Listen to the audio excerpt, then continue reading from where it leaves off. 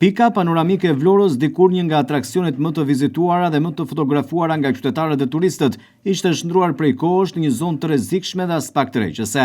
Televizioni 6+1 Vlora e ka trajtuar shpeshherë këtë problematik, ndërsa pas vitesh neglizhencë dhe dëmtimesh të vazhdueshme, duket se më në fund ka nisur riabilitimi i saj, një investim i shumë pritur nga qytetarët e Vlorës, por pse jo edhe nga pushuese turistë vendase të huaj.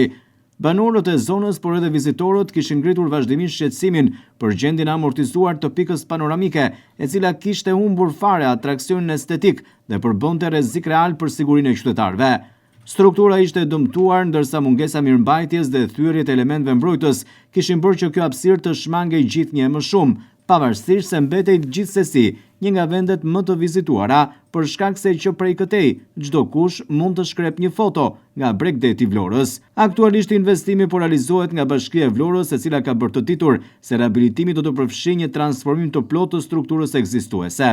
Sipas projektit të miratuar, pika panoramike do të ndërtohet sërish me element xhami të fortë dhe rezistent, duke krijuar një zonë të tëjdukshme që ofron pamje mbreslënëse mbi qytetin dhe vijën bregdetare. Përdorimi i xhamit të posaçëm synon jo vetëm rritjen e estetikës, por edhe garantimin e sigurisë për vizitorët.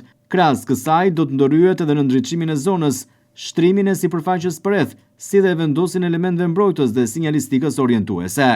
Ky projekt është pjesë e një plani më të gjerë për përmirësimin e infrastrukturës turistike në Vlorë, ndërsa prej kohësh kjo zonë lëngonte, duke u kthyer në një rrezik potencial për jetën e qytetarëve.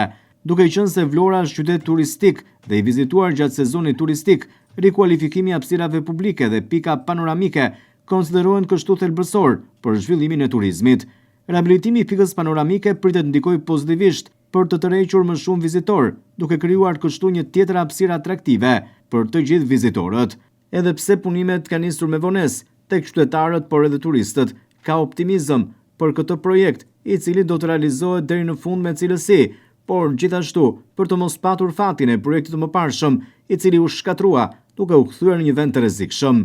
Po ashtu duhet që kjo zonë të mirëmbahet vazhdimisht në mënyrë që të mos degradojë pas disa vitesh, ndërsa duhet vendoset edhe sistemi i kamerave për ta survejuar këtë zonë e për të shmangur rrezikun e dëmtimit të saj.